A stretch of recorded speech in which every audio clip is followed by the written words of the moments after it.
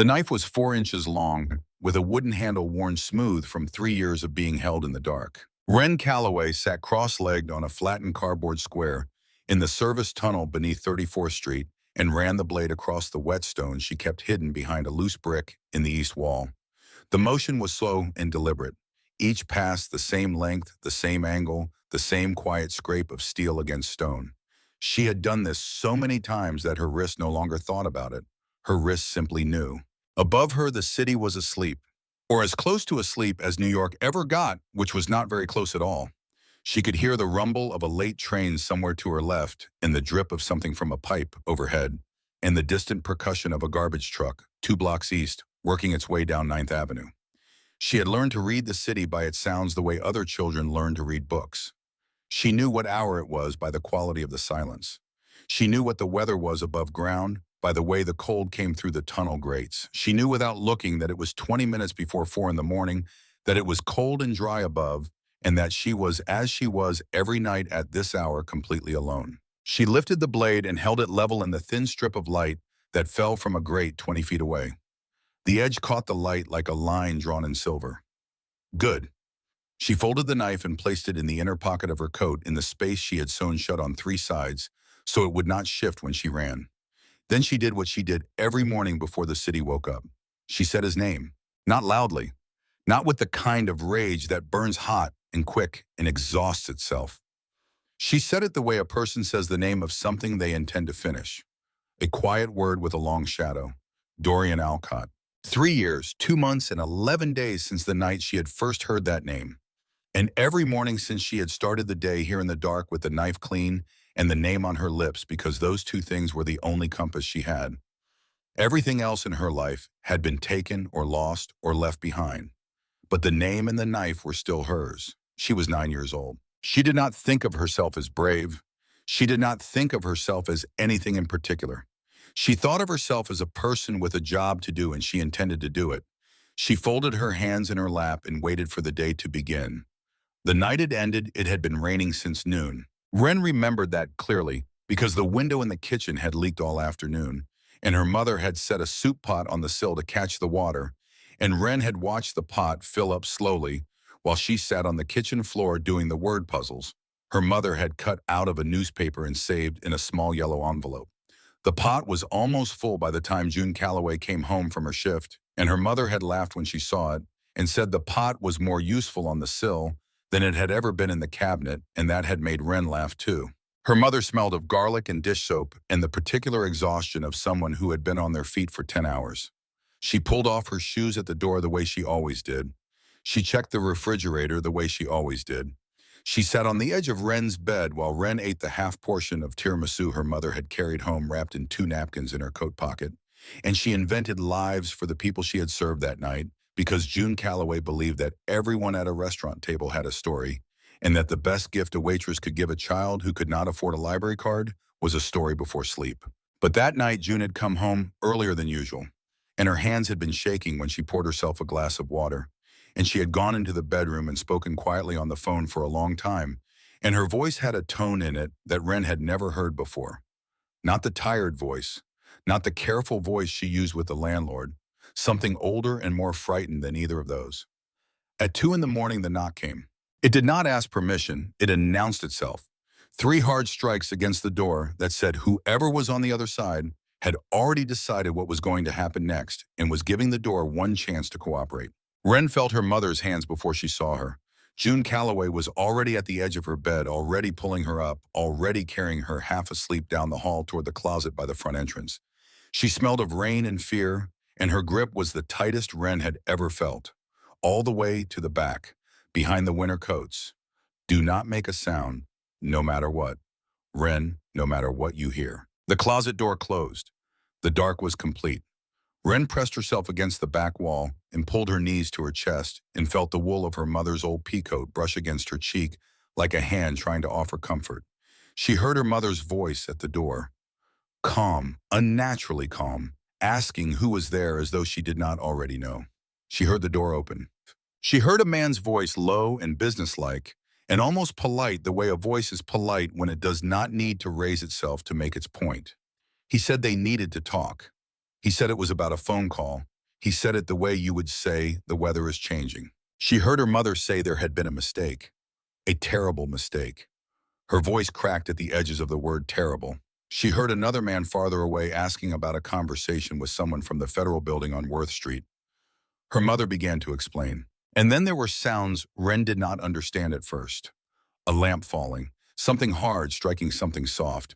And then her mother's voice cut off in a way it had never cut off before mid-sentence, mid-breath, as though someone had simply reached over and closed a book. 3 sounds followed. They did not sound like the movies. They were small and flat and muffled. They sounded like books falling from a high shelf one after the other, and then silence. And then footsteps moving quickly down the hall, and then the front door closing, and then nothing but the rain on the window. Wren did not move for a long time. She did not know how long. She counted things in the dark because counting was the only thing she could think to do. The number of coats hanging above her, the number of drips from the kitchen window she could still hear from inside the closet. She counted until the number stopped meaning anything, and she was just moving her lips in the dark. When she finally pushed through the coats and walked down the hallway in her bare feet, the kitchen light was still on. The soup pot was still on the sill. The yellow envelope with the word puzzles was still on the floor. The pink rug in the living room, the one her mother had bought at a thrift store on Nostrand Avenue, because she said every home needed something that was a different color now. A color Wren could see but could not name. Her mother was on it, her right hand was open, and in the palm of that hand, crumpled from being held tightly and then released all at once, was a piece of paper torn from an order pad, 3 words in her mother's handwriting. The handwriting Wren knew better than her own. It said, "Do not forget," and beneath it underlined twice with a pen pressed hard enough to tear through the paper Alcott. Wren stood there for a very long time. She did not cry. She looked at her mother's face, and she looked at the paper in her mother's hand, and she understood with the kind of clarity that comes only when everything else has been removed that she was now entirely alone in the world, and that there was one thing left that she was supposed to do. She picked up the piece of paper. She folded it carefully and put it in the pocket of her pajamas. She walked back to her room, pulled on her jeans and her sweater and her sneakers, and she walked out the front door of the apartment for the last time. She was 6 years old. She did not look back. The city took her in the way cities take in the unwanted. Not warmly, but completely. She spent 11 months in a group home in a part of Queens where the buildings looked like they had given up. The other girls there had hard edges and harder eyes, and within the first week, one of them had taken Wren's only photograph of her mother out of her pillowcase, and Wren had not gotten it back. She learned from that not to keep things where other people could reach them. She learned to sleep facing the door. She learned that the staff were not cruel about it, but that their kindness had office hours and did not apply after 8 in the evening. On a Thursday in spring, she walked out a side door during a fire drill and did not go back. She was 7 years old, and she had a folded piece of paper in her pocket and a general sense of the direction of Manhattan. Everything else she built from nothing. She learned the geography of the city's underside the way a person learns a language when they have no choice but to speak it. The service tunnels in the steam corridors, in the particular overhang at the 42nd Street exit of Grand Central, where the draft came through from the south and kept the coldest nights bearable. She learned which restaurants put their kitchen scraps out early and which ones left them locked. She learned which churches left a side door unlatched. She learned which security guards looked the other way and which ones did not. She went to the public library on 5th Avenue 3 days a week. She sat at the computers in the back, and she read every article she could find that mentioned the name Dorian Alcott. She read the old issues on the microfilm machines when the articles were too far back for the digital search. She found 12 years of him assembled the way you assemble a person from photographs and secondhand accounts. His family had arrived from Palermo 3 generations back and had built their first business on the waterfront of Red Hook before the war. His grandfather had expanded into construction. His father had expanded into everything else. Dorian had inherited at 31, after his older brother was handed to the federal government, on a tax case that was not really about taxes, and in the 7 years since he had doubled what he inherited and made the Alcott name mean something in 4 of the 5 boroughs that it had not meant before. There were photographs, most of them taken at distances through long lenses, by photographers the subjects did not know were there. A man in a dark suit leaving a building on Mulberry Street, A man at a funeral standing slightly apart from the others, hands folded in front of him, face directed at the ground, but eyes somewhere else entirely. A man getting into a black car outside a restaurant in Midtown, half turning at the last moment as though he had heard something no one else had heard. Ren studied that face the way other children studied multiplication tables. She learned the scar along his jaw, which ran from the hinge to the chin and had faded to the color of old paper. She learned the set of his shoulders and the particular angle at which he held his head when he was thinking. She learned his face in bad light and good light and in the grainy gray of surveillance photos. She learned it until she could have drawn it in the dark. She needed to know his face before she could do what she had come back to the city to do. That fall, she met Garrett. He was living in the steam corridor below 34th Street in the section that ran beneath the old post office, and he had been there long enough that the other people who moved through those spaces left his corner alone. He was a large man who had become a thin one with a veteran's discharge papers in a Ziploc bag in his inside pocket, and a way of sitting very still for very long periods that suggested he had once been trained to wait without moving. He had a bad leg from a desert operation he referred to only as over there, and he did not elaborate, and Ren did not ask. He noticed her the way quiet people notice things, which is completely and without announcement. For the first week, he said nothing. He left half a sandwich near her sleeping spot on 2 occasions and did not acknowledge it. She ate both. On the 8th day, he said without looking at her that she was holding her folding knife wrong, and if she wanted to know how to hold it right, she should sit across from him at a time of her choosing. She sat across from him the next morning. What he taught her was not how to fight. He was very clear about that. He taught her how to hold a thing so that the tendons of her wrist did the work, instead of the muscles of her arm which tired. He taught her where the geometry of the human body allowed for a small blade to matter. He showed her on his own arm tracing lines with the tip of his finger, explaining angles the way a geometry teacher explains angles. He did not ask why a 7-year-old needed to know these things. He had seen enough of the world to understand that some questions were a luxury. He taught her other things too without being asked. How to read the direction of a room from the way the air moved when a door opened. How to make herself smaller in a crowd not by crouching, but by rearranging her attention. How to read the shape of words on someone's mouth from a distance of 15 feet.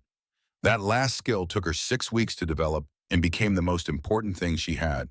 She sat in coffee shops and libraries and subway platforms and practiced until she could read lips, the way a musician reads sheet music quickly and without effort, catching the melody of a conversation from across a room. She sharpened her knife every morning with a stone she kept behind the loose brick in the east wall of the tunnel. She said Dorian Alcott's name every morning before she went up into the city. And she waited with the particular patience of a person who has decided that waiting is just another form of work for the moment when her preparation would become her purpose. She had been waiting for 1,095 days when she walked into a coffee shop on Chambers Street and sat one table away from 2 men she recognized as employees of Dorian Alcott and heard without meaning to the word she had been listening for. Wedding. It was the 3rd week of October, and the trees in City Hall Park had gone yellow and orange, and the light came down through them in pieces. Ren had come in for the warmth and a cup of water and had chosen her seat out of habit in the corner facing the door with her back to the wall. The 2 men at the next table had the particular bearing of people who were certain they were not being watched. They were wrong. They had ordered lunch and they were talking without monitoring their volume, because why would anyone monitor their volume in a coffee shop on a Thursday afternoon? She did not look at them. She read the newspaper she had picked up from an empty table and let her eyes move across the page at a natural pace while her ears did the actual work. 2 weeks. The wedding was in 2 weeks.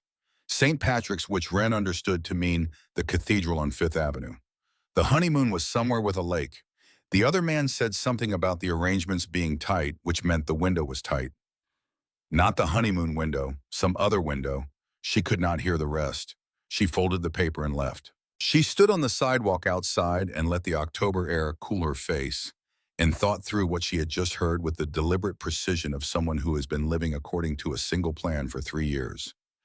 10 days at a lake, a private flight, a ceremony at one of the most photographed churches in the city.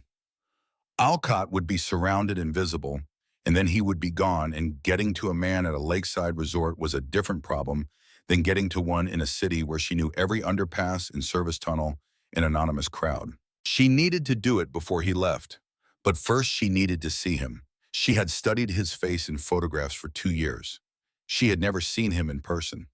There was a difference between knowing a face and knowing a person, and she had learned enough about herself in 3 years on these streets to know that she would not be certain, truly certain, until she had stood close enough to see what his eyes did when they were not being photographed.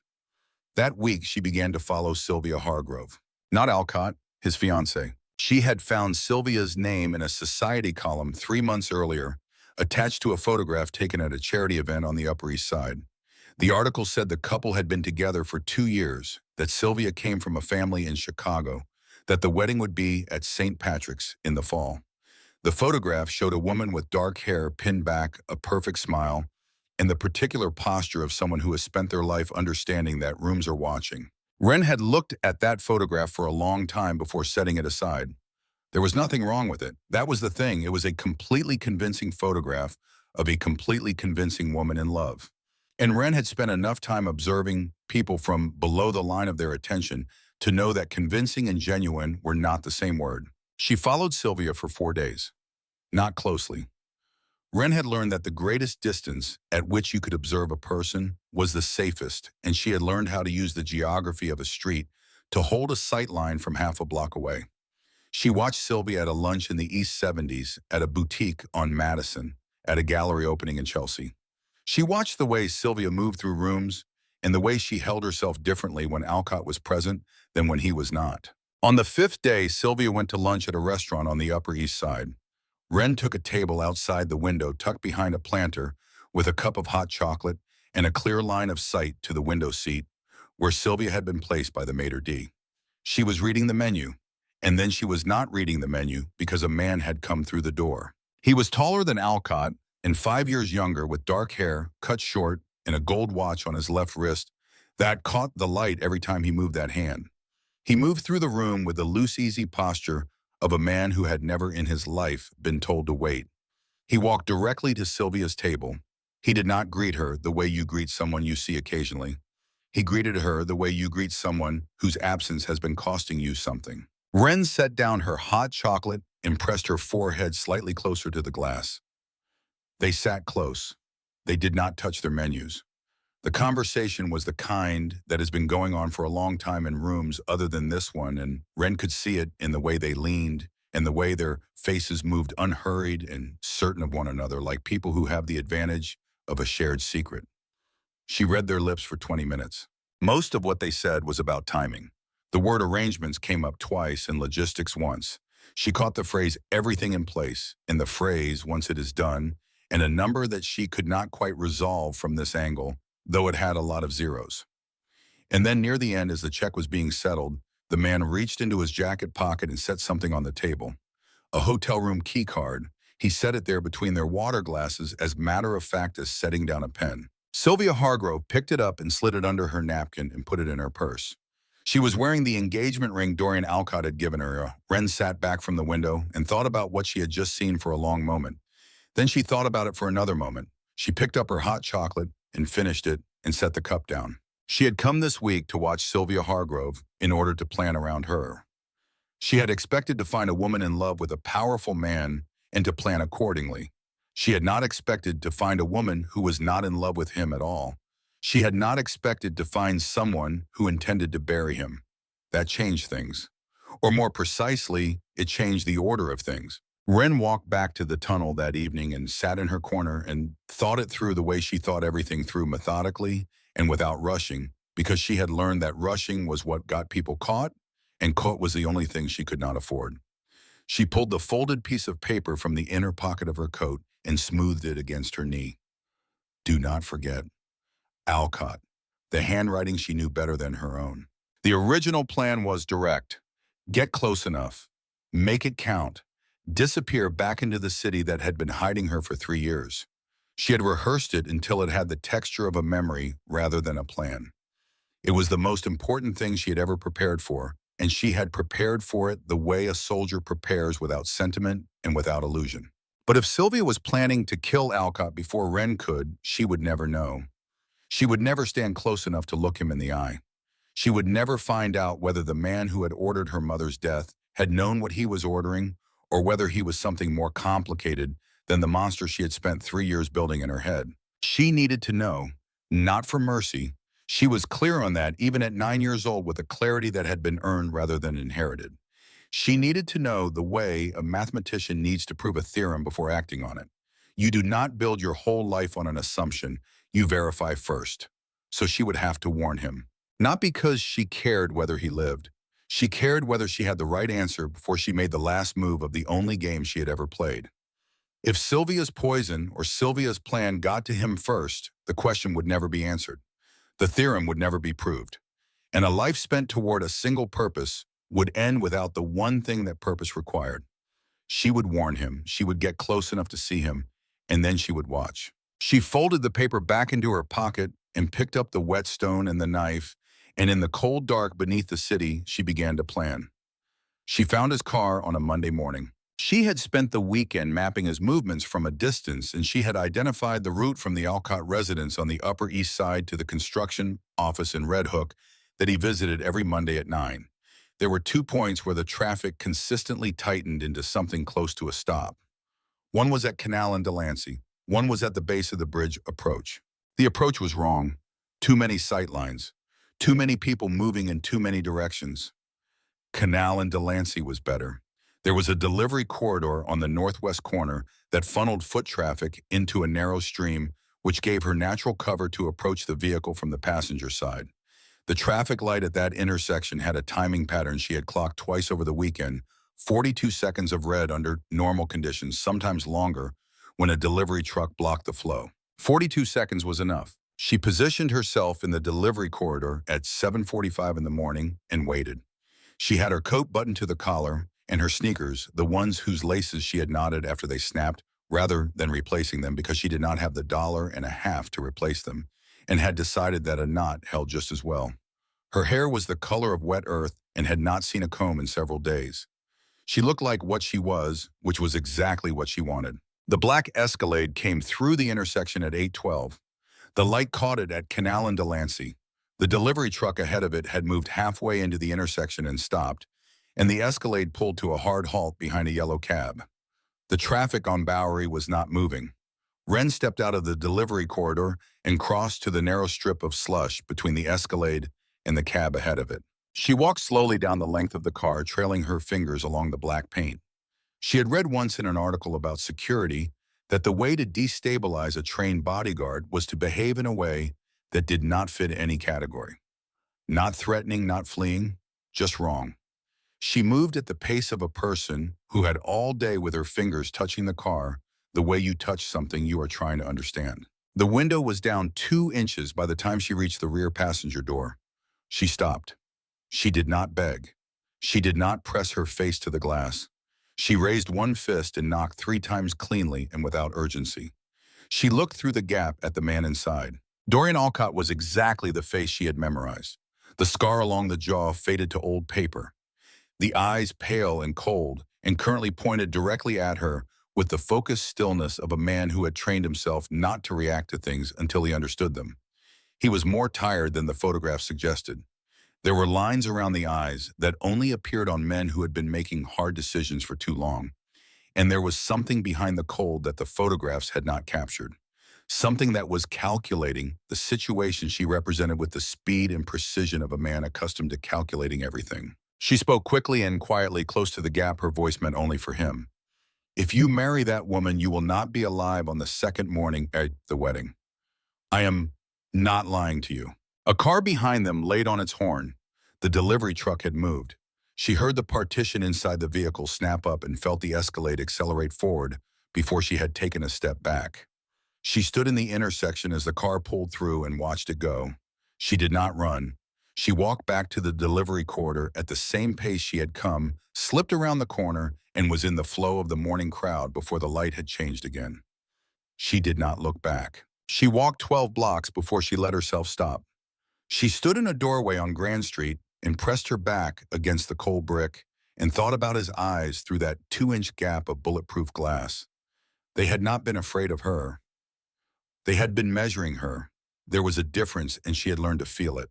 He would find her. She had given him enough to need more. She had not given him enough to dismiss.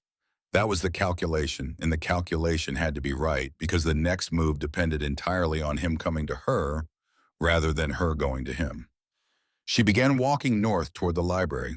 She had a name to verify and a timetable to understand and a story to assemble from the parts she had gathered, and she intended to have it ready before he arrived. She chose her spot deliberately. The third landing from the top of the 42nd Street exit staircase at Grand Central, in the corner where the stone wall met the stair rail. She had slept here on enough nights to know the geometry of the light and the sound and the movement of people through this space. The late evening crowd thinned to a trickle. By 9 and by 10, the staircase belonged mostly to the marble and the green ceiling glow, and the thin black cat who lived somewhere in the station's lower levels and came to her for the pieces of sesame bagel she kept in her coat pocket. She did not know if Alcott would find her in 1 day or 3 or 7. She had left no trail beyond the scene at the intersection. She had given him no name. She had given him only her face and her words and the memory of her fingers on his car door. It would take a man of his resources a certain amount of time to pull that thread far enough to find the other end. He found her on the second day. She heard him before she saw him. The sound of city shoes on marble steps, a deliberate and unhurried climb, and then the stop. He stood 3 steps below her. She did not look up. She broke another piece of bagel and held it toward the cat, who accepted it with the composed dignity of an animal that had never in its life needed to be grateful. He climbed the last 3 steps and lowered himself onto the stone beside her. He did not speak. She did not speak. The black cat chewed slowly and watched the stranger with the wise, patient attention of an animal that had seen worse. A full minute passed. "You took 2 days," she said finally. She did not turn her head. "I thought a man like you would be faster." She felt him look at her. He was trying to understand what she was the way you try to understand something that has placed itself outside every category you have ever used. She could feel it the way she felt weather as a change in the quality of the air around a person. "You were waiting for me," he said. "I was waiting to see how long it took." 2 days is not bad for someone who never looks at the people under his feet. His voice, when it came back, was careful. Not insulted, just careful. "Tell me what you saw." So she told him. The restaurant on the Upper East Side, the window seat in the clear sight line, the man with the gold watch, the hotel key card set between 2 water glasses, matter of fact as a tip, the engagement ring on Sylvia's hand when she slid the card into her purse, the 20 minutes of conversation she had read from the outside of the glass. When she finished, he was quiet for a moment that lasted longer than silence usually lasted between 2 people. "She does not love me," he said. It was not a question. "She is not here for love," Wren said. "She is here for whatever comes after you are gone." Another silence. The cat walked across the stone between them and settled on his other side, which surprised Wren slightly, because the cat was usually specific about its preferences. "Come with me," he said. "I have a place where you will be safe. No one will touch you. In return, you tell me everything you know. When it is finished, you decide what comes next. School, a real bed, a way out. I give you my word." Wren looked at the cat. She looked at her cracked hands. She looked at the pocket where the knife was warm from her body heat. She thought about his face in the photographs, in his face through 2 inches of bulletproof glass, and the particular look in his eyes just now, which was the look of a man who had begun pulling at a thread and already felt the structure behind it start to shift. She had 20 questions that this answer did not cover. She had a plan that this offer complicated enormously. She had a promise made to a ghost in a tunnel 3 years and 2 months ago that she had not yet kept and was not ready to release. She let her face do what a cold and hungry 9-year-old's face was supposed to do when a grown man offered shelter. She let the uncertainty and the caution show, and the slow, reluctant softening that would look to him like hope. Inside her head, she was colder than the stone under her. "Okay," she said, "I will come." He nodded once and stood.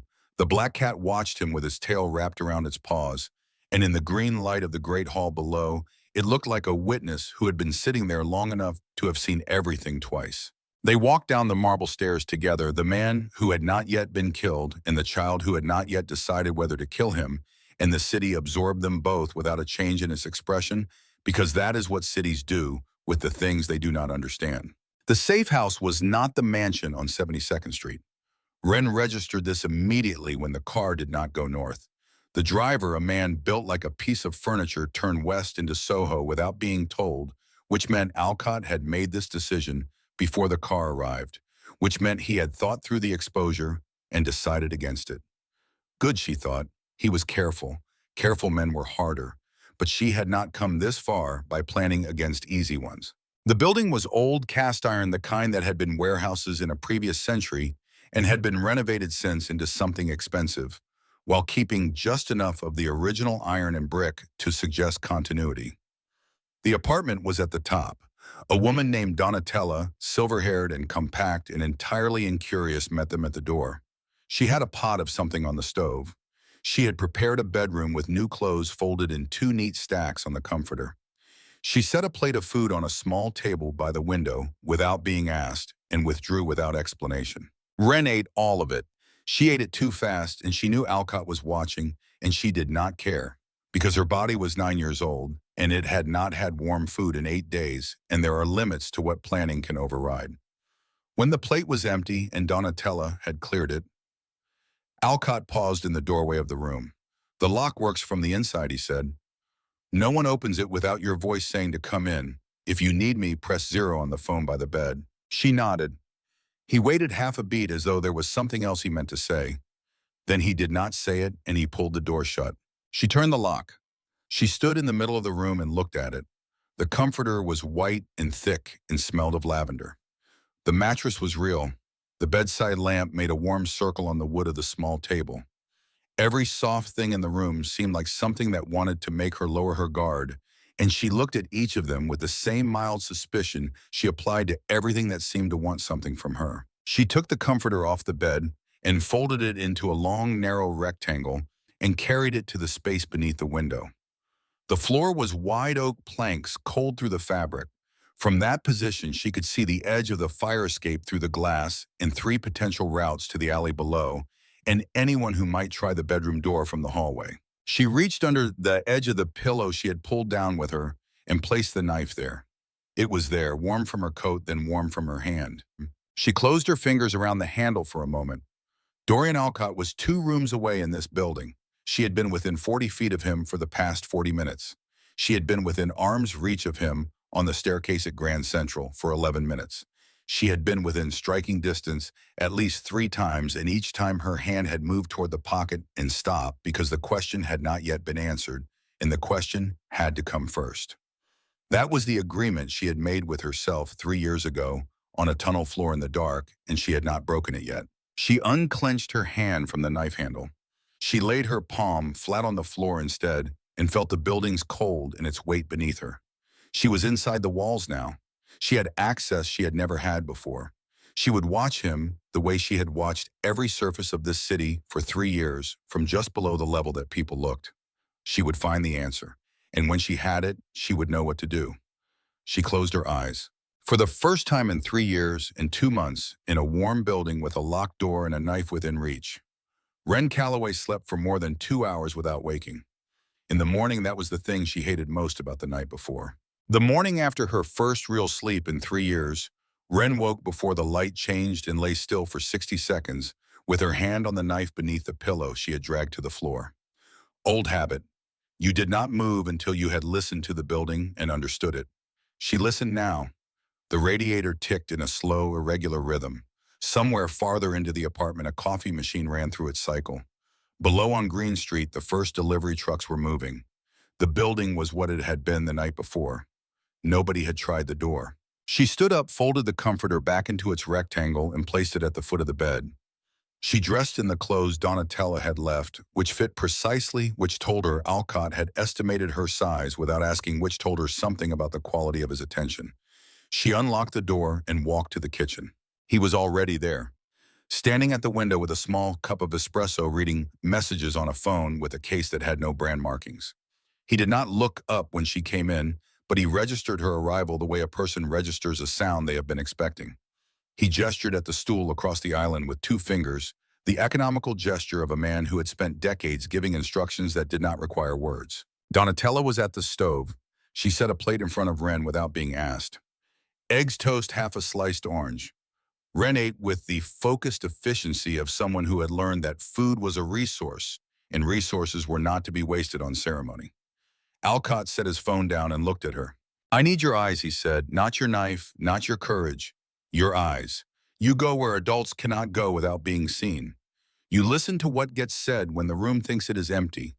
You watch Sylvia at 3 events this week, and you tell me what does not fit. That is the whole job." He slid a prepaid phone across the marble toward her. "One number saved," he said. "Mine. If a face repeats, if a room changes temperature, if anything at all tells you to leave, you press that number and you walk to the nearest public exit. You do not run. You walk." She picked up the phone. It was warm. He had been carrying it. "And when it is over," she said, "when it is over, whatever you decide about your life, you will have the means to decide it.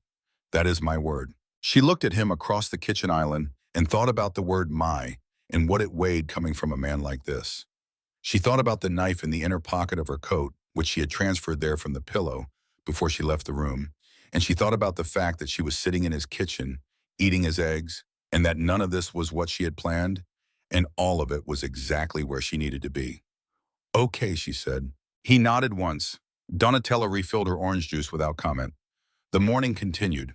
The first 2 events were unremarkable in the way that useful observations are always unremarkable on the surface. Wren watched Sylvia Hargrove at a charity luncheon at a hotel on Park Avenue South from a seat in the lobby where she appeared to be waiting for someone who was running late, which was a position she had found reliable, because people waiting in lobbies were invisible, the same way potted plants were invisible. She watched Sylvia move through a room of women in expensive clothes with the ease of a person who had done this in many rooms, in many cities, and she noted the specific way that ease was constructed. Not natural, practiced. The laugh that arrived at exactly the right volume.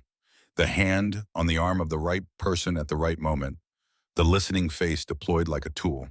The second event was a board meeting for a foundation that did something with literacy in public schools. Wren sat on a bench outside the building with a library book and watched Sylvia go in and come out.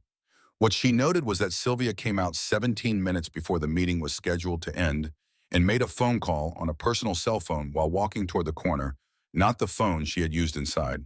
She stood at the corner for 4 minutes, listened more than she spoke, and put the second phone back in an interior pocket of her coat before rejoining her driver. 2 phones, that was worth knowing. The third event was a gallery opening on West 24th Street on a Friday evening. This was the one that changed everything. Sylvia was scheduled to arrive at 7. At 6:55, a black Bentley pulled up and a woman in a cream cashmere coat stepped out. Same height as Sylvia, same handbag, same signature tilt of the chin when she turned to speak to the driver. But the shoes were wrong. Sylvia Hargrove wore one brand for daytime events exclusively, and Wren had confirmed this across 5 separate observations over 2 weeks. The woman stepping out of the Bentley was wearing a different brand entirely. The walk was close, but the weight distribution was off. Someone had studied Sylvia's posture and practiced it, but had not gotten down to the level of the feet where habit lives. A decoy. Wren dropped the cup she was holding into the nearest trash can and moved. She crossed the avenue behind a delivery truck and tracked the Bentley with her eyes as it pulled away empty. Then she turned south because the only reason to send a decoy to the visible event was to free yourself for the one you did not want witnessed. It took her 2 hours, 4 subway stops, and 1 moment of luck in the form of a crumpled cab receipt face up on a wet corner of Bleecker Street. The address on the receipt was 1 block east. She walked it slowly, reading the storefronts, until she found the one that matched the kind of place a person would choose for a conversation they needed the city to lose. It was a bar called the Crestwood Lounge, tucked between a cobbler and a florist in a narrow slot of a building, with a sign so small and so deliberate in its smallness that you had to already know it was there to find it. She circled the block once to map her exits. Then she found the service entrance beside the florist, where a delivery man was unloading boxes of tonic water, and she carried 2 of them inside with the matter-of-fact competence of someone who belonged there, and the delivery man did not look at her face once. That was the whole secret of invisibility. 3 seconds of usefulness in exchange for 3 hours of not being seen. The back of the bar was dark wood and green velvet and low brass lamps, and it smelled of bourbon and decades. A man with a waxed mustache was polishing a glass behind the bar and paying attention to nothing. Wren crossed to the far end, climbed onto a stool in the shadow of a tall cabinet, and pulled the library book she had been carrying all day from her coat pocket. A child reading at the corner of a mostly empty bar was a prop, not a threat. Sylvia was two stools around the curve, her back to Wren, her profile toward the door. She was different here in a way that Wren immediately cataloged and filed. No performance, no practiced ease. She was in jeans and a plain dark sweater and flat boots, her hair pulled back without ornament, and she looked for the first time like a person rather than a projection of one. She looked younger. She looked in the low amber light like someone who had been playing a role for so long that the moment of setting it down registered on her face as physical relief. The door opened at 7:23 and the man came in. Wren recognized him before he reached the table. The dark hair cut close, the gold watch on the left wrist catching the lamplight with each step. He moved through the room with the particular ease of a man who had never once in his life been told to wait for something he wanted. He went straight to Sylvia and she stood, and his arms came around her waist and hers around his neck. And it was not a greeting. It was a resumption, the continuation of something that existed in the time between their meetings and did not require them to build it from scratch each time they were in the same room. Corbin Hargrove. Wren did not know his name yet, but she recognized the dynamic immediately. Not a lover in the ordinary sense. Something older than that, something built on shared purpose rather than shared feeling, though there was feeling too overlaid on top of the purpose like a second coat of paint. She pressed the record button on the prepaid phone inside her coat pocket without removing the phone from the pocket. She turned a page of the book.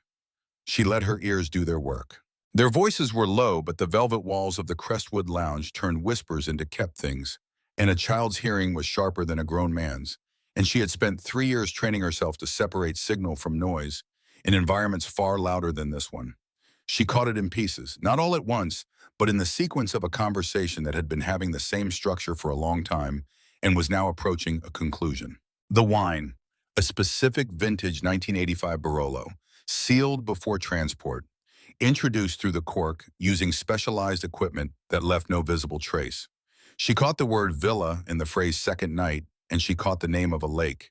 She caught the number 6 months spoken in the tone of a man setting a deadline that was also a promise. She caught the phrase 200 million with the same flat affect you would use to describe a commute, as though the number were a fact about weather rather than the reason for everything. And then near the end, when the bartender had brought 2 small glasses of something amber without being asked, and the conversation had moved from logistics to something that sounded almost like affection, she caught a name she had not heard before. We have Tillman inside the executive tier. The man said it quietly with the satisfaction of someone reporting a piece of engineering that had come together correctly. He had someone inside the structure that Alcott had built and had reason to believe was loyal. A man named Tillman at a level where accounts could be moved and lawyers could be delayed, and the machinery that held an empire together could be gently, invisibly bent. Wren turned another page of the book. 2 minutes later, she set the book under her arm and slid off the stool and walked past them. At the distance, a child walks past, strangers who are not her concern.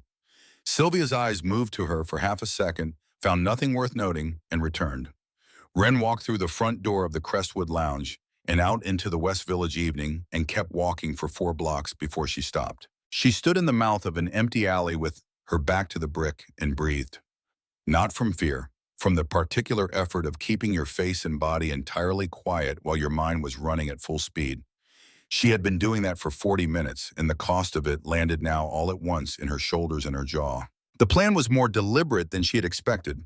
The poisoned wine, the scheduled phone call, the specific timeline. Alcott had been right to doubt something. He had been wrong about the scale of it. This was not a woman who had decided on a feeling to betray a man she had chosen poorly. This was a structure. It had architecture. It had a man on the inside named Tillman, positioned and patient, and it had been running long before Sylvia Hargrove had ever appeared at a charity event on the Upper East Side with a smile calibrated to make a careful man lower his guard. She pressed the 0 on the prepaid phone. He answered before the second ring. "I have something," she said. "Not on the phone." He was quiet for 2 seconds. "The car will be at the corner of Bleecker and West 10th in 8 minutes. She was there in 6. She played the recording in the library of the Soho apartment with the phone on the desk between them and Alcott seated across from her in the leather chair that faced the cold fireplace. Edmund Cray, the consigliere, stood behind and to the left of Alcott, which was apparently where he stood when something was being said that required a witness. Alcott listened without moving. His hands were folded on the arms of the chair. His face was entirely still in the way that faces were entirely still when the person behind them was doing all their work somewhere else. The recording was 90 seconds of ambient noise and partial sentences and 2 clear minutes at the end where the bar had gone quiet enough to let the voices carry. When it ended, he said, "Play it again," and she played it again. On the second pass, Edmund Cray's eyes closed for 3 seconds at the word Tillman, and when they opened, they were a different temperature than they had been before. When the recording finished the second time, Alcott pressed the intercom button on the desk and said, "Edmund." The older man was already moving toward the door of the study. Wren understood without being told that she was supposed to stay. She sat across from the empty chair and listened to the building. She could hear the low exchange of the 2 men in the study next door. Not the words, but the shape of the conversation, the back and forth of a very old working relationship, processing something unexpected. She heard a drawer open. She heard the particular silence that follows a decision. She was sitting in the same position when Alcott came back 12 minutes later. He settled into the chair and looked at her with an expression that was neither surprised nor grateful, but something more precise than either. The expression of a man who was reassessing the weight of something he had thought he understood. "Ward Tillman," he said. "You know him. 44 years old. He handles accounts at the executive level. He has been with his family for 9 years. His mother eats at the same restaurant every Sunday, and his dry cleaner is on Hester Street, and I have until this moment trusted him with the numbers that run the East Side operation." A silence. "Edmund is confirming the account trails now," he continued. "When he has them, we will know the architecture. But we will not move on Tillman. Not a word, not a look, not a hand. He is the wire. The wire stays live until we know everything on the other end of it." Wren nodded once. That was correct. She had already understood it before he said it. He looked at her for a moment longer than the conversation required. "How did you get inside?" he said. She told him about the delivery man and the tonic water and the 3 seconds of usefulness. He listened without expression. Then he said, and she heard the word land differently than she expected, "Good. Not thank you. Not remarkable for a child. Just good the way you say good to someone whose competence you have assessed and found sufficient." She had not been spoken to that way before by any adult who was not Garrett, and she felt the words settle somewhere in her chest in a place she did not look at directly.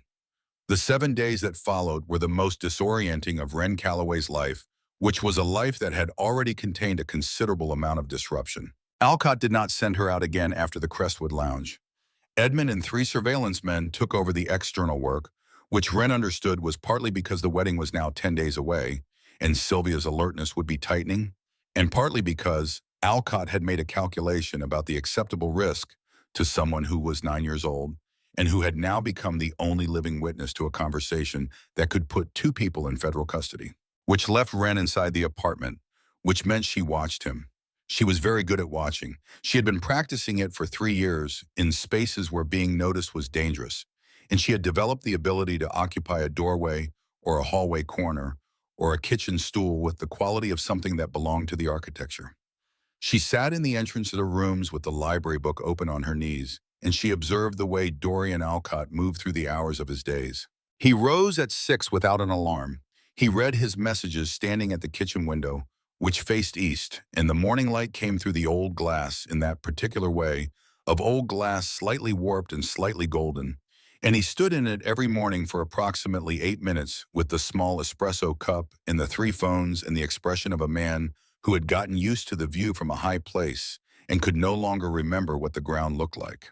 He said good morning to Donatella every day, not as acknowledgement, as genuine greeting. He said it the way you say it to someone whose presence you are glad of, and Donatella answered with a small inclination of her head that had the weight of decades behind it. On the Tuesday of that week, a young man named Devlin was brought up from the lobby in a good suit with a thin film of perspiration visible above his collar. Alcott met him in the study, the door not quite closing behind them. Wren, crossing the hallway at the correct angle, heard every word without trying. "The corner on Nostrand," Devlin said. "They were already buying from someone else. I just thought if we did not cover it." You sold to teenagers, Alcott said. It was not the volume of the sentence that made it what it was. It was the register. Flat and certain, and containing within it the specific weight of a man who had said the same category of sentence many times and had never once reconsidered the verdict after delivering it. You will be in Tampa by Thursday. Your uncle has a construction outfit. You will work for him. If I see you in this city again, I will not see you twice. A pause, Devlin's voice rough and young. My wife. My boy.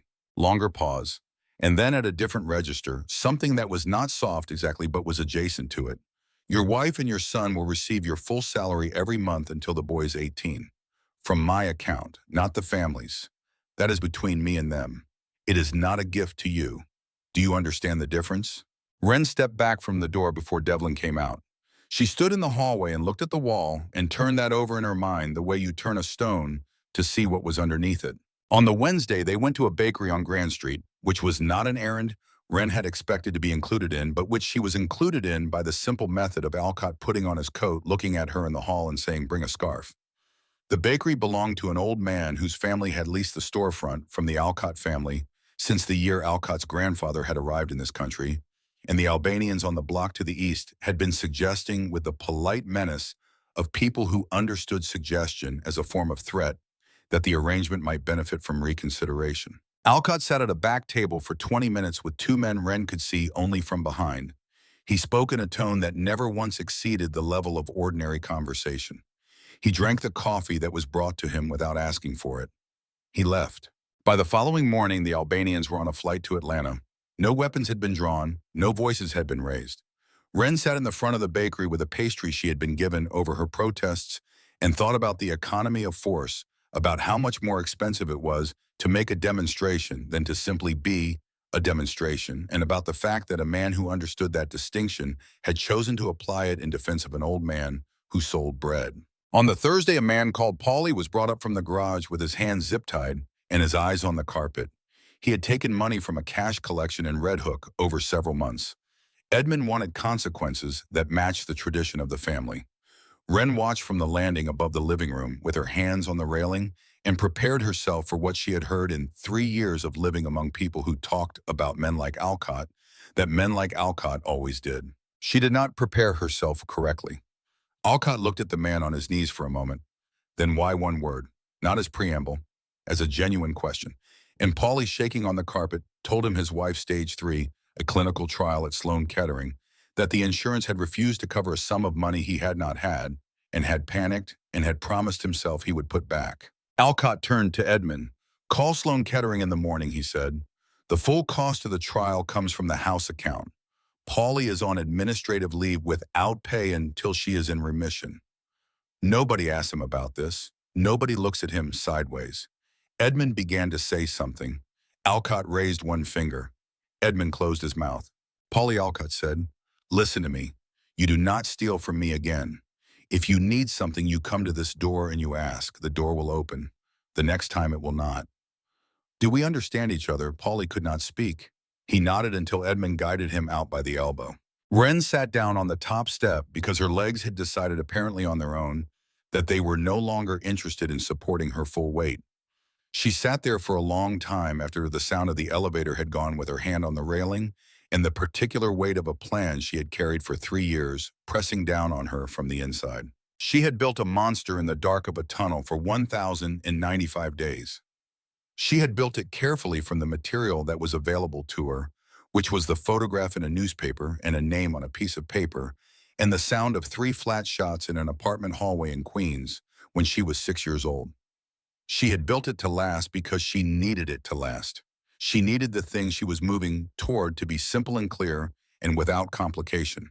But the monster kept doing things that monsters were not supposed to do. And Wren Calloway was honest enough in the particular way that children who have survived alone, that are honest, which was without sentimentality or self-deception, to register the problem this created. She had not yet answered the question. She was not yet certain. And until she was certain, the knife stayed in the pocket. She got up from the step and went back to her room and sat on the floor under the window and thought for a long time. On the Thursday evening, Alcott knocked on the frame of her open door. She looked up from the book. He was holding 2 things, a pair of winter boots fur-lined in leather, and a small velvet box. He set the boots at the edge of the door first. "Your size," he said. "The floors are cold." She looked at them. They were exactly her size. He had noticed without asking, which was the same thing he had done with her clothes on the first night, and she filed it in the same place she had filed that. He held out the velvet box. She crossed the room and opened it. Inside, on a bed of black satin, was a thin silver chain with a small pendant shaped like a capital letter. She said, He said, "Because I think every child ought to have something of her own to hold." She took the box in hands that had decided apparently on their own to shake.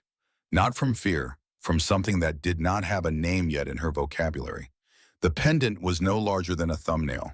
It caught the doorway light in a way that was very simple and very precise. She thought with a clarity she had not asked for that if she carried out what she had come to New York to do, this small piece of silver would be the last kind thing any person in this world had ever given her. After it, there would be nothing kind left, because there would be no one left to be kind to her. Because the only person in this enormous city who had looked at her long enough to notice she was cold or hungry or 9 years old would be on the floor of the room down the hall. She closed her fingers around the pendant. "Thank you," she said in a voice she did not entirely recognize as her own. He nodded once and walked back down the hall to his study and left her standing in the doorway of her room. She sat on the floor. She placed the velvet box on her left knee. She reached under the folded comforter and found the knife and placed it on her right knee. She looked at one and then the other for a long time. The knife had weighed the same for 3 years. Tonight it was heavier. She put the pendant on. She placed the knife in the inner pocket of her coat where it had always lived. She pulled on the new boots and laced them carefully. She lay down on the floor under the window and looked at the ceiling and did not sleep for a very long time. 3 days before the wedding, Corbin Hargrove made a phone call. Ward Tillman had noticed the same gray sedan 3 times in 5 days. Different plates each time, but the same scratch on the rear bumper, which was the kind of detail that accountants noticed, because accountants were people who had trained themselves to record the things that did not match. He bought a burner at a bodega on Hester Street and dialed a number he had memorized from a meeting he had not put in any calendar. "It is the child," he said. "A street kid, 9 years old, maybe 10. Alcott is keeping her in one of the Soho properties. She is the leak. Nothing has come from the phones. It is her." Corbin Hargrove's silence on the other end of the call was the specific silence of a man doing a calculation. "My sister has 7 months invested in this," he said finally. "A 9-year-old will not be the thing that ends it. I will take care of the child. You finish the power of attorney and you be inside that chapel on Saturday." The call ended. Wren knew none of this. What she knew was that Donatella had run out of dark chocolate and that the Italian coffee shop 2 blocks down Green Street made a good cup, and that she had been permitted for 4 days to walk those 2 blocks unaccompanied, and the cold had come back overnight and she wanted something hot. She left the apartment at 10:15 wearing the fur-lined boots and the silver chain under her sweater. The prepaid phone was in her right mitten. She did not see the van. It was parked on the north side of the block in the loading zone that serviced the building 2 doors down from the coffee shop. She had walked past it twice before. She had no reason to register it differently today than she had registered it yesterday. She was 2 steps from the entrance to the coffee shop when she passed the mouth of the service alley beside it. 2 men stepped out from behind a catering dolly. She had 3 seconds, and she used 2 of them correctly. She dropped her weight and turned her shoulders to reduce the contact point and got one hand to her coat pocket before a gloved hand closed over her face and she was lifted from the ground. The cloth came down over her nose with a smell that was chemical and sweet and moved through her head like a tide coming in. The prepaid phone was pulled from her hand. The sound of it being crushed under a heel was the last thing she heard clearly. She woke to cold concrete against her cheek and the taste of copper. Her wrists were bound behind her back with a zip tie that had been applied by someone who knew how to apply them. Her ankles were tied to the legs of a metal chair. Her left boot had been removed. The room was a shell of a warehouse, high grimy windows, the silence of a space that had not been used in a long time and was not near anything that cared. Corbin Hargrove was sitting across from her in a folding chair. She recognized him before he introduced himself. She had been 2 stools away from him in the Crestwood Lounge for 40 minutes. The gold watch, the close-cut hair. He was older than he had seemed in the low light of the bar, and harder in the ease she had noted then was still present, but with a different quality. Now the ease of a man who had done this specific category of thing before and found it neither difficult nor interesting. "Tell me what you know," he said. "Tell me what Alcott knows. Tell me how you found us. Do that and I make this easy." She looked at him without speaking. He was not, she thought, accustomed to silence from a 9-year-old. Most adults were not. It unsettled them in a way that other resistance did not because they had no framework for it. A child who did not flinch and did not beg occupied a category that most people had never needed to think about. He leaned forward. He drew a knife from his jacket and opened it with a quiet double click. She noted the blade length, his handle type, the angle at which he held it, which was the angle of someone who had handled knives but had not been specifically trained in them. Garrett would have had several observations about his grip.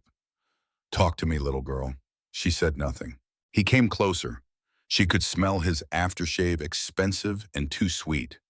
He bent toward her, and she waited until his face was at the correct distance, and she gathered what was in her mouth, and she spat. Red hit him across the cheek. He straightened slowly. He wiped his face with the back of his free hand. He looked at the blood on his hand with an expression that was almost, she thought, admiring. "The hard way, then," he said, and his voice had changed in a way she registered and did not allow herself to respond to. She pressed her feet flat against the floor through the zip ties and squared her shoulders and looked at Corbin Hargrove across 4 feet of cold concrete, and she waited. Across the city in the Soho apartment, Donatella set an extra cup of hot chocolate on the kitchen island and looked at the clock. The child had been gone for 47 minutes. The coffee shop was 6 minutes from the front door. Donatella had been cooking for this family since Alcott's father was alive, and she had never once in all those years allowed herself an opinion about the things that happened in the rooms of these apartments. But she had opinions about children. She walked to the study door and knocked once. "She is not back," she said. Alcott looked up from the desk.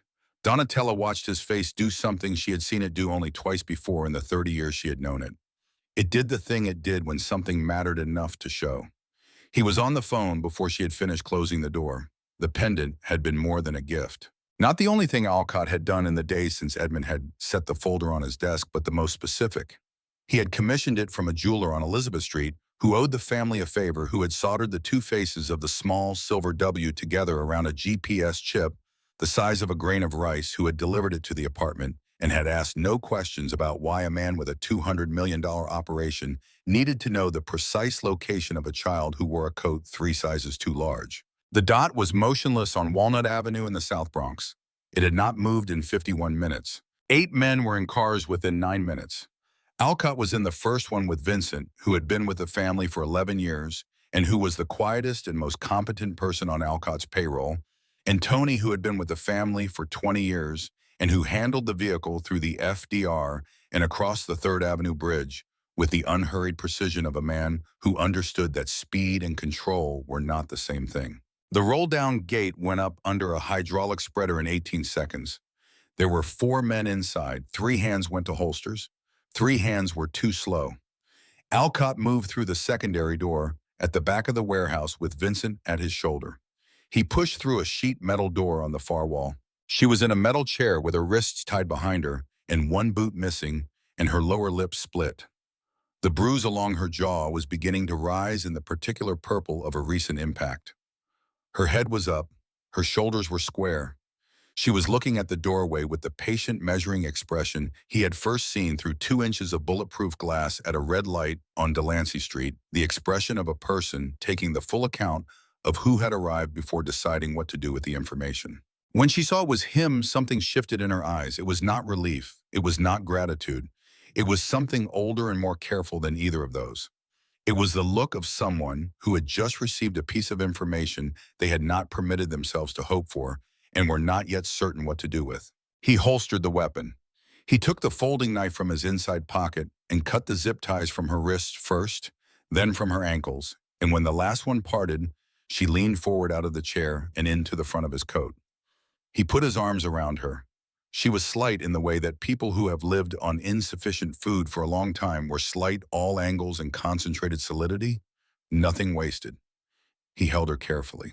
Corbin Hargrove was on the concrete floor with a round through the meat of his right shoulder, breathing steadily, staring at the ceiling with the resigned expression of a man recalculating outcomes.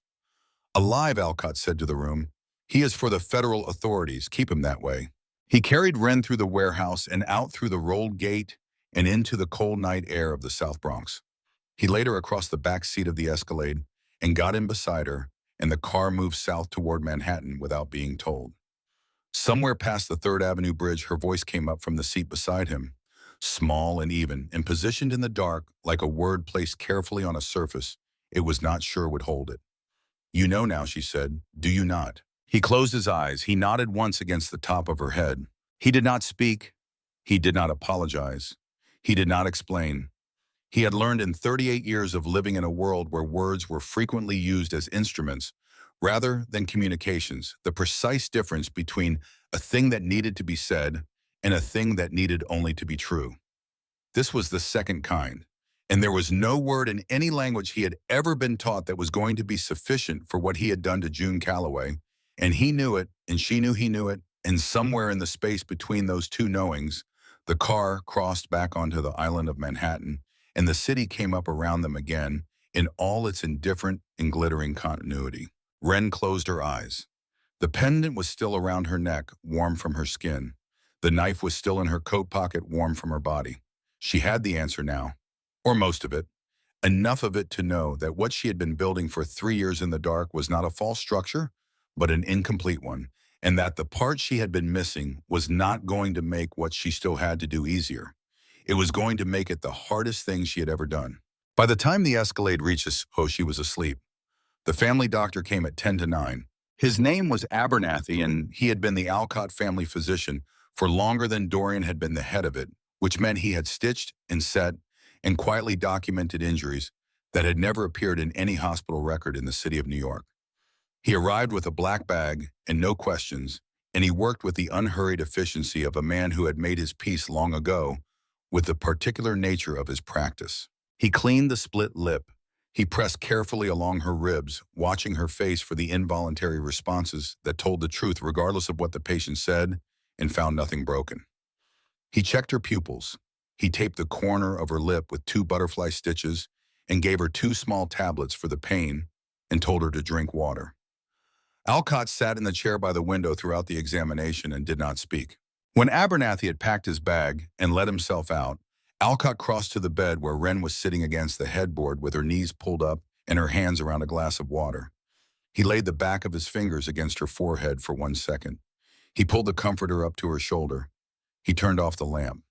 Sleep, he said. He left the door open 2 inches as he always did, as he had done every night since she arrived. Wren listened to his footsteps move down the hall. She listened to the study door close. She lay in the dark and looked at the ceiling and let the pain medication begin its slow work on the bruise along her jaw and the split at the corner of her lip. She did not sleep for a long time. Outside, the city did what it always did, which was continue. In the morning, Alcott called the FBI.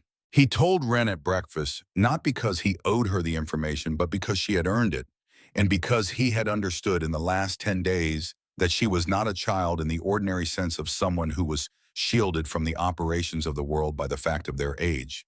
She was someone who had been living in the operations of the world for 3 years without a shield of any kind, and treating her otherwise was not protection. It was condescension. He told her the name, Agent Cora Fennick.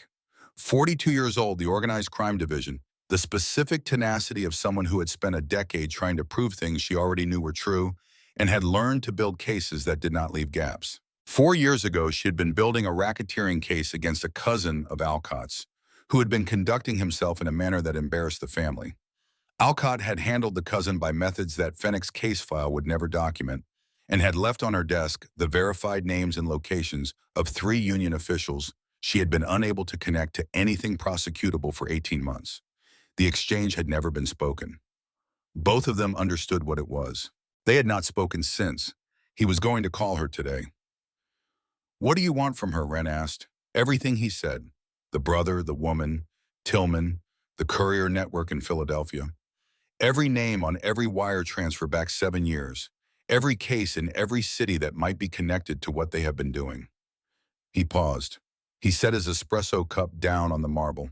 If I move on them myself, the network reorganizes around a new face within a year, he said. If Fennick moves on them with what we have, the network stops existing. He looked at the table for a moment. There are 3 dead husbands in 3 cities and a man in a hospital in Toronto who will never sit up on his own again. The people who can address that are not the people who work for me. Ren turned this over. She understood the logic. She understood also what it cost him to apply it. A man who had built his life on the principle that the institutions of the law were unreliable partners was choosing in this specific instance to rely on them. Not from faith, from precision. There is one condition, he said. He looked at her directly. Your name appears nowhere. Not as a witness, not as a source, not as a note in a margin of a field report. You do not exist in any piece of paper this generates. If it appears, the arrangement ends before it begins. That is non-negotiable. Ren looked at him across the kitchen island. Okay, she said. He nodded once. He picked up the phone. He met Fennick at a diner in Woodside, Queens, in a booth at the back that was equidistant from both exits. She had red hair and wore plain clothes and did not pretend for a moment that the meeting was anything other than what it was. She read the summary he had prepared, a single-page dense, no decoration. She read it twice. The color left her face and returned at a slightly different register. Then she asked the question Alcott had anticipated. What did he want in return? He told her. Distance from the press. No subpoena for Edmund Cray. And the name of the child who had made this possible would not appear in any document, any testimony, any record of any kind connected to this case or any case that grew from it. She did not exist.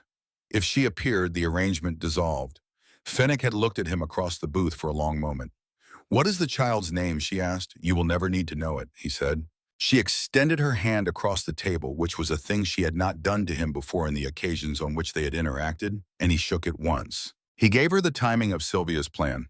The villa the second night, the poisoned wine already delivered to the property. He told her about Ward Tillman and the power of attorney being forged at that moment in an office in Midtown by a man who believed his surveillance blind spots were larger than they were. He told her where Corbin Hargrove was currently being held, courtesy of the prior night's operation in the South Bronx, and that a federal transfer could be arranged through channels that would require minimal documentation from his side.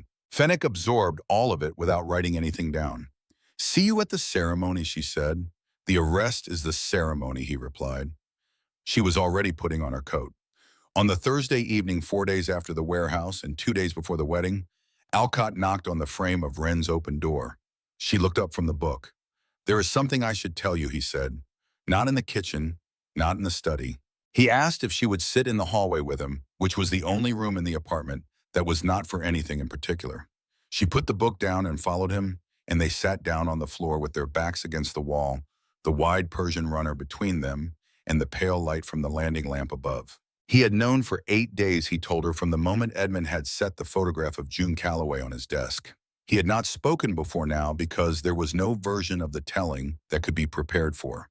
And because he had understood from the way she watched him from doorways and hallways with that particular quality of attention that she was still in the process of finding out something she needed to find out herself. He had waited until she had found enough of it that the rest could be given without destroying what she had built. Then he told her all of it. Ward Tillman and the Thursday night meetings at Rosario's and the pipeline to Philadelphia. The federal agent and the 2 written refusals, in the date of the last one, February 11th, and the date of the order, February 14th. Her mother had not been what the report had said she was. The report had been built from nothing by a man who had needed her gone and had used the existing machinery to accomplish it. He had signed the order on the strength of a report he had not read twice. He set it in the same register he had used weeks before at the dining room table when he had told her about the woman he carried in the back of his mouth and would not say aloud. The register of a man who had decided that there was no version of this that was comfortable and that therefore comfort was not the objective. Ren sat with her back against the wall and listened to all of it. She looked at the pattern in the runner on the floor, dark red and cream and geometric, the kind of pattern that could be followed from one end to the other or could be observed as a whole. She thought about her mother's hands, which had been steady, the hands of a woman who carried heavy trays for 10 hours at a time and never spilled anything that she was not ready to spill. She thought about the timing of it, which was the Thursday of the last week of January, which was the Thursday Tillman had met a man from Philadelphia in the back office of Rosario's, and her mother had been cleaning that office as she always did after close. Her mother had heard something, and she had been afraid, And she had not gone to anyone with what she had heard because she had a 6-year-old daughter and no safety net, and the kind of clear-eyed practical intelligence that understood the cost of certain kinds of bravery before it was asked of you. She had refused the federal agent twice, in writing, because she was trying to stay below the line, because she was trying to get through it without becoming something that required a response from the people whose business it was. She had not gotten through it. After a long time, she said she deserved better than what happened to her. Yes, he said, she did not go to them. She tried to stay out of it. I know that now, he said. What do you do with that, she said. She did not say it to him. She said it to the runner on the floor. He was quiet for a moment. Then he said, I do not know. I have been asking that for 3 years. What I know is that there is no answer that fits into the time I have left in the way the debt fits. The debt is larger. It will always be larger. What you do with a debt that is always larger is you do not look for a way to close it. You carry it, and you try to make sure that what you build with your hands in the time you have is worth more than the damage you caused. She turned her head and looked at him. He was looking at the runner too. In the pale lamp light of the hallway, he looked like what he was, which was a man who had grown up in the shadow of a thing that had been there before him and had made choices in that shadow, some of them wrong in ways he could not undo, and who was still at 38 in the process of finding out what kind of person he was capable of becoming when the choices were his to make. Thank you, she said, for telling me yourself. He nodded once. They sat for a while longer. A car moved through the night outside and its headlights crossed the ceiling above them and passed. She stood up first. She went to her room. She took the coat off the hook. She reached into the inner pocket. The wood of the handle was warm, as it had always been warm from her body, from the 3 years of being carried next to the place where her pulse was loudest. She looked at it for a moment. Then she placed it on the small table by the window next to the lamp she had never turned on, and she left it there and she went to bed. But at 1:37 in the morning, she was awake. Not from a nightmare, from the kind of waking that comes when the mind has been working on something through the hours of sleep and has arrived at the edge of a thing it needs to complete before it can rest properly. She lay in the dark and knew what she was going to do before she had finished the thought, and she got up. She walked to the small table by the window. She picked up the knife. She opened it in the dark. The small double click of the blade was the only sound in the room. She walked down the hallway on bare feet. The Persian runner swallowed every step.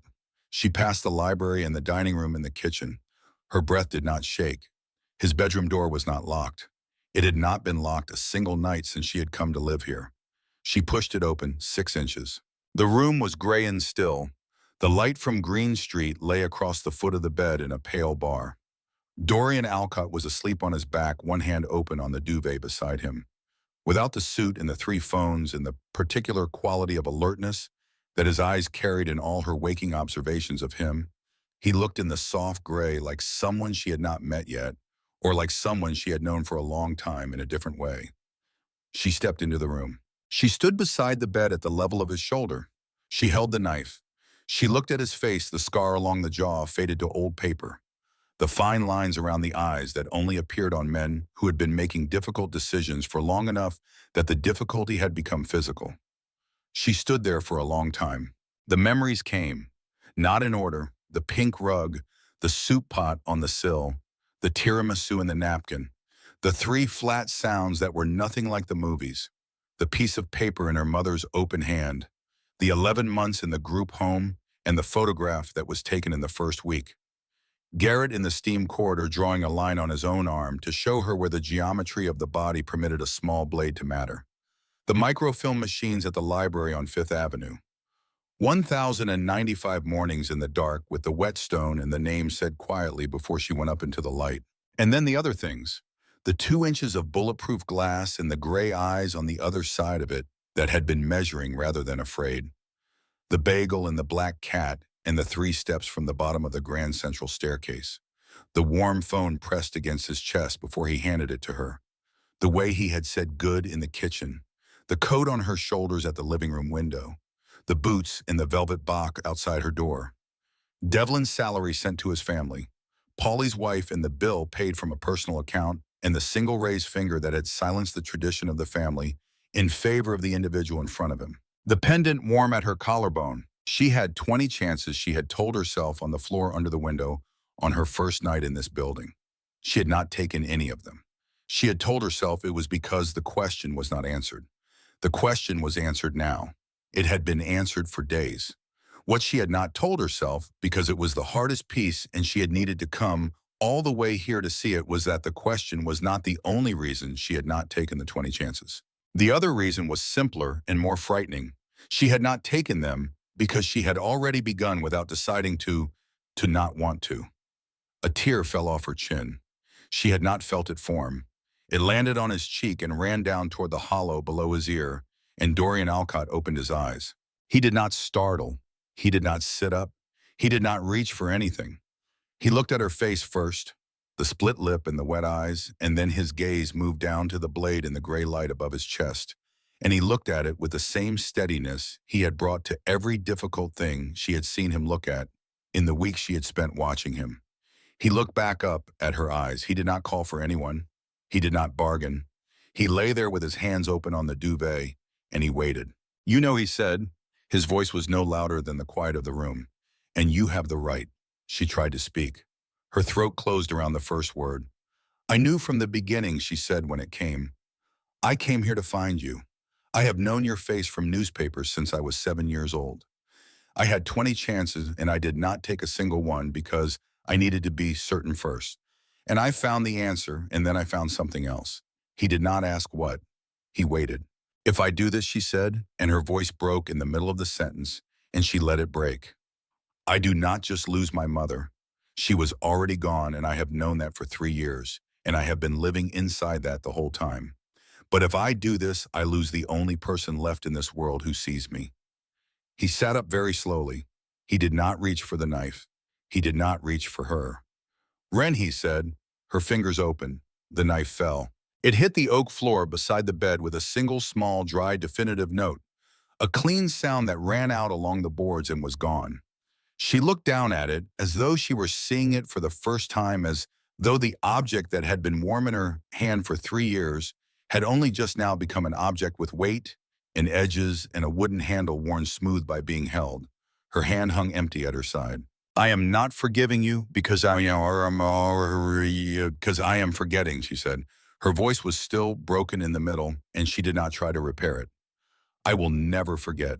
Every day of my life. The rug, the closet, the piece of paper in her hand. I am going to carry that the way you said you carry her name. It does not go away, and I do not want it to." He looked at her and let her see his face. He did not compose it. He let her see whatever was in it, which was considerable, and had no clean name but was visible, which was the thing that mattered. "Then why?" he said quietly. "Because she was my mother, and she deserves someone who would love her and remember her and carry her, and that person is me, and I cannot do that if I am the girl who spent her whole life doing the one thing, and then there is nothing left on the other side of it." She stopped. She pressed the back of her hand against her eyes. "I came here to end something, and it is ended. He is in custody. She will be. Tillman will be. The thing my mother died because of is ended. That is enough. That is what I came here to do." He was very still. "The rest of it," she said, looking at him through the gray light, "the rest of it I want to figure out. What comes next? What a normal thing looks like." She stopped again. "I have never had a normal thing." He opened his arms. He did not move toward her. He sat on the edge of the bed with his arms open, and he waited for her to decide. She sat down on the edge of the bed. Her shoulders came forward. Her forehead found the front of his shirt, and his arms came around her very carefully. The way you hold something that has survived something it was not designed to survive, and they stayed like that for a long time. They cried without noise. Both of them. The way people cry when the grief has been waiting for the correct person to return it to and has finally at an unlikely hour found them. On the floor beside the bed, the knife lay still. On the morning before the wedding, Alcott knocked on Wren's door before she had come out for breakfast. He said, "The pendant I gave you before the warehouse." The W. She reached up and touched it through the fabric of her sweater. "There is something inside it," he said. "A chip, the size of a grain of rice, soldered shut between the two faces of the silver. I had it made the same day I had the pendant made." She looked at him. "That is how I found you," he said. When the dot stopped moving and stayed still for 51 minutes on a block in the South Bronx, I had 8 men in cars in 9 minutes. She stood in the doorway of her room and thought about that. She thought about what it meant that he had built that into something he called a gift, that he had given her something to hold and made it also something that would tell him where she was if the worst happened, and that he had done both of those things at the same time without explaining either of them. She thought about the 51 minutes the dot had been still and the 9 minutes and what those two numbers said about the distance between them and the speed at which he had crossed it. She took her hand off the pendant. "You could have told me," she said. "Yes," he said. "Why did you not?" "Because I did not know yet which one of us needed it more," he said. "And I thought if you knew, you might not wear it." She considered that. She looked at him standing in the hallway in his dark suit on the morning of the day he intended to walk into a cathedral and hand 2 federal criminals to the government. And she thought about all the calculations he had been making for the last 3 weeks that she had seen and all the ones she had not. "I would have worn it anyway," she said. He nodded once. She thought she saw something move through his face at that something brief and quiet, and not quite relief, but adjacent to it. She went to breakfast. He followed. Donatella served eggs and did not ask questions, and the morning light came through the kitchen window in its usual, slightly warped and golden way, and the day continued. Saturday came the way significant things come, with the indifference of the calendar to human weight. St. Patrick's Cathedral had been dressed from the altar to the last pew in white lilies and winter roses, which had been arranged by a florist on Madison Avenue, whose invoice would never be paid in full. 400 guests filled the nave by 11 in the morning. The light through the clerestory windows came down in long columns through the incense and the cold and the particular stillness of a space that had absorbed 2 centuries of ceremony and had long ago stopped distinguishing between the genuine and the performed. Sylvia Hargrove descended the side aisle from the vestibule at 11:14 in a gown that had been fitted 4 times. She moved with the practiced grace of a woman who had walked into rooms like this in other cities under other names, and had never once in the hundreds of hours of preparation she had put into each of those entrances allowed herself to look like she was doing anything other than simply arriving. She was very good at this. She had been very good at it for a long time. She did not see anything in the faces of the assembled guests that gave her pause. Everything was where it was supposed to be. The only thing not where it was supposed to be was Dorian Alcott. He was 7 minutes late, then 9. Then the side door opened at 11:23, and he came through it alone. No best man, no attendant. He walked up the center aisle and reached the altar and turned to face the congregation, and Father O'Brien opened the order of service and lifted his eyes. Alcott raised one finger. "Father," he said, "forgive me." One moment. The bronze doors at the back of the cathedral opened. Agent Cora Fennick walked up the center aisle of St. Patrick's Cathedral with 12 federal officers in plain clothes distributed behind her in the particular formation that communicated to anyone trained to read it that this was not a formation that asked for cooperation. It was a formation that had already decided on it. The nave went the kind of silent that 400 people produce when they all stop breathing at the same moment. Sylvia Hargrove turned her head very slowly toward the man at the altar. When she said, the word was not angry. It was the word of a craftsperson who had encountered a failure in a structure they had built carefully and wanted to understand the point of failure before anything else. "From the day a girl stopped my car at a red light," he said. His voice was entirely level. "And from everything that came after." Sylvia looked at him for one more second with an expression that was almost in its precision a form of professional respect. Then Cora Fennick reached the altar steps, and the expression went somewhere it would not be seen again. Sylvia Hargrove Fennick said, "You are under arrest for conspiracy to commit murder, wire fraud, forgery, and the attempted murder of 4 individuals across 3 countries in 2 decades. You have the right to remain silent." The cathedral did not erupt. It stayed silent in the way of rooms where something enormous has occurred too quickly for the ordinary mechanisms of response to engage. 400 people sat in the pews and watched the woman in the white gown have her wrists secured, and watched the federal officers move efficiently through the space, and watched Dorian Alcott stand at the altar with his hands at his sides and his face doing the thing faces did when the machinery behind them had already moved on to the next problem. Corbin Hargrove was already in federal custody. He had been transferred 6 days earlier from the hospital in the Bronx, where his shoulder had been sutured, to a holding facility in Lower Manhattan. When the agents had checked his phone at intake, It showed the number he had been waiting to call, still unsaved in the outgoing log. He had been ready. He had just run out of time. Ward Tillman opened his apartment door at 1 in the afternoon to two men in unremarkable clothes and understood the situation before either of them had produced identification. He had understood it, Alcott thought later, from the moment the gray sedan with the scratched bumper had appeared on his block for the third time and had spent the intervening days hoping the understanding was wrong. It was not wrong. The Alcott family's formal involvement in the matter was on paper the involvement of a victim who had provided information to the appropriate authorities. The machinery of what came next belonged to Fennick and her department and the federal prosecutors who would spend the following year unwinding 7 years of careful, patient, methodical fraud across 4 cities.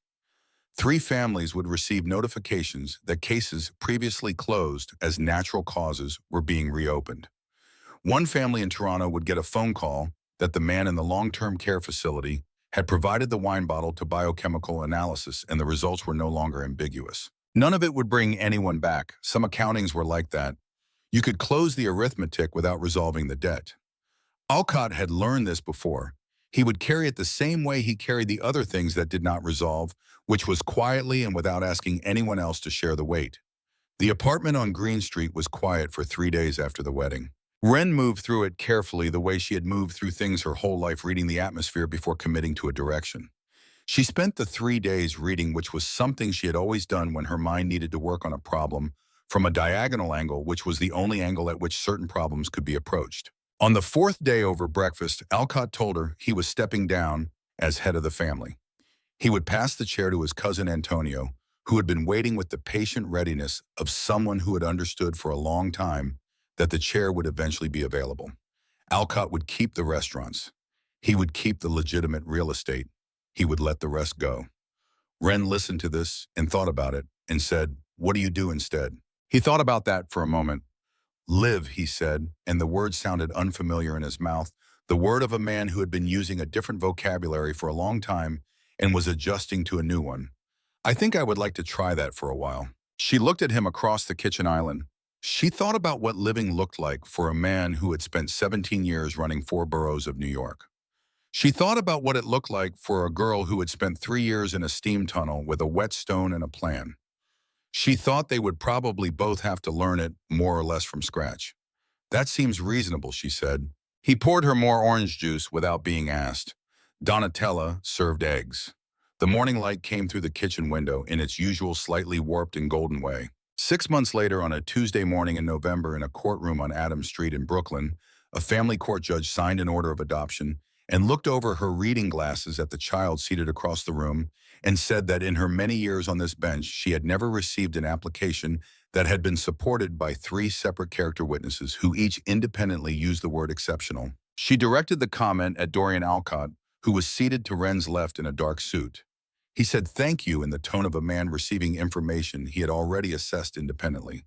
The judge looked at Wren. She asked if she understood what was being finalized today. Wren said yes. The judge signed the 2nd page of the order. She set down her pen. "Wren Calloway," she said, "is now Wren Alcott, effective immediately." The room did not erupt.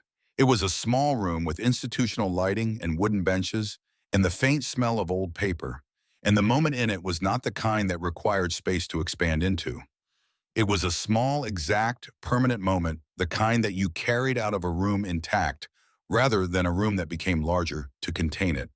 Wren preferred those. She had always preferred precision to ceremony. She sat for 1 second with the order in her lap and read her own name on it in the judge's handwriting. Both parts of it, the old and the new.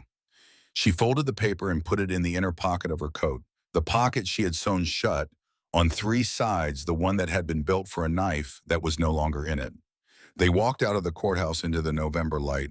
The house was in Park Slope, a narrow red brick row house on a block where a maple tree had grown so large over the years that its roots had lifted one corner of the sidewalk, and the city had paved around the roots rather than removed the tree, which Wren thought was the correct decision. The tree had been there longer than anyone on the block and had more stake in the sidewalk than the concrete did. She had a room at the back of the 2nd floor with a window that looked out onto a small garden where nothing was growing in November, but where she could see the geometry of it and understand that things would grow in spring. She put her books on the shelf in the order she had read them. She put the folded piece of paper from her mother's pocket, the one she had been carrying for 3 years, in a Ziploc bag to keep it from the weather, in the drawer of the small desk under the window. She put the velvet box with the silver pendant on the corner of the desk. She slept on the mattress. The first night she slept on the mattress, she woke 3 times and got up and checked the door and the window and lay back down. The second night she woke twice. The third night once. By the end of the first week, she was sleeping through until the gray came in at the window, which was the only alarm she had ever used. She started 4th grade at the public school 6 blocks away on a Monday in early December. The teacher was a woman named Mrs. Hartwell, who had been teaching 4th grade for 22 years and who had a way of looking at a new student that managed to be both assessment and welcome.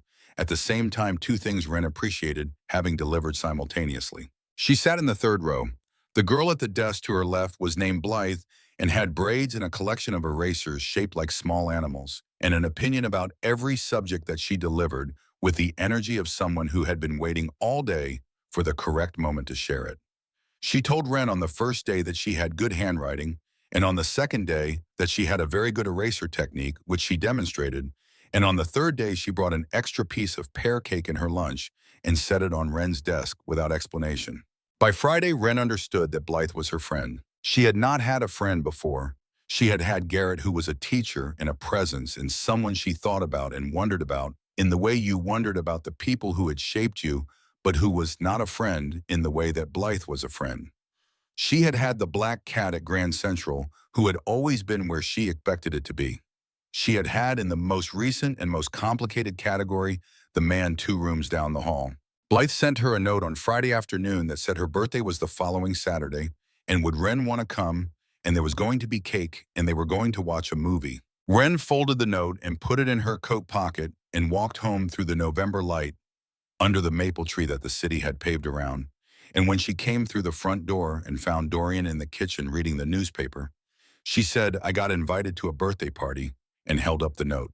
He looked at the note and then at her face. He said, "Good," and then he said, "What kind of cake?" And she said she did not know yet. He said that was an important detail and she should find out. She went upstairs to start her reading. That was how Saturdays began after that. On a Sunday in October the following year, they drove to Greenwood Cemetery in the early morning, before the city had fully committed to the day. The leaves on the maples along the cemetery road had turned the deep red that came before they fell, and the light was low and clean, and came through the trees in long bars that moved when the wind moved. Wren had the white lilies in her arms, wrapped in brown paper the florist had tied with string. She found the stone on the hill where she had found it before on the first visit she had made alone in the spring, to leave the first flowers and to sit for a while in the particular quiet that the city allowed this place and almost nowhere else. The stone was plain gray granite, the words cut clean. June Calloway, beloved mother. Wren crouched down.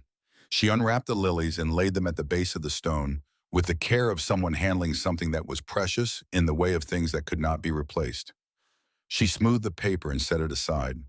She put her hand flat on the grass and felt the cold come up through her palm and sat there for a moment with nothing in her head except her mother's face, the laugh lines and the tired eyes, and the hands that had carried things carefully and never spilled what they were not ready to spill. She was aware of Alcott stepping back half a pace to give her the space that the moment required. She was aware of the wind in the maples and a bird somewhere to the left and the distant sound of the city, which never entirely went away even here. After a while, she heard him move. She heard him come to the stone and lower himself to one knee in the grass on the other side. She heard him place something on the stone. She did not look. She waited. His voice, when it came, was the quietest she had ever heard it. "I will not ask you to forgive me," he said. "You were owed a life with her. You were owed every ordinary thing, and the extraordinary ones too, and none of that can be given back. I know that. I will know that every day I have left." He was quiet for a moment. "But I am here," he said, "and she is here. And I give you my word in front of her that I will spend every day I am given being worth the choice she made. Both of you." Wren looked at the stone. She looked at her mother's name cut clean in gray granite. She thought about the piece of paper in the desk drawer upstairs. Do not forget Alcott, the handwriting that she knew better than her own. She thought about what her mother had meant by writing that name and she thought that what she had meant was not what Wren had understood at 6 years old, which was a direction toward an ending. She thought that what her mother had meant was something she had come to understand only gradually over the months since the knife had come off the floor. She had meant, remember what you came from. Remember who you are. Remember that someone loved you enough to put your name in the last thing she held. Remember that. She reached across the stone and took Alcott's hand. His fingers closed around hers. They stayed for a while. The wind moved through the maples and the red leaves came down in ones and twos and landed in the grass around them, and the light shifted in the way that October light shifted golden and then grayer and then golden again, and the city went on at its distance as it always did, full of its own concerns and its own beautiful and different noise. When they stood and walked back down the red avenue under the turning trees, Wren kept hold of his hand. She thought about what she knew now that she had not known 3 years ago, which was many things, but mainly this, that the city had not seen her for 3 years, which she had used, and that one man had finally looked down from the height of everything he had built and seen her standing in the slush at a red light on Delancey Street, and that the looking had cost both of them considerably, and that she would not have changed it. She thought about the small, dry sound of the knife hitting the floor. She thought about how a sound could be a door closing and a door opening at the same time. She walked under the red maples of Greenwood Cemetery with her hand in the hand of the only family she had left, and November moved around them and the leaves came down, and somewhere in the deep grammar of the city that had raised her and hidden her, and finally, after everything let her be found, the name June Calloway was still present and would remain so, carried in two mouths that would not say it, lightly held by two people who understood what it meant to carry something without setting it down. That was enough. It was more than enough. It was in the only accounting that mattered everything.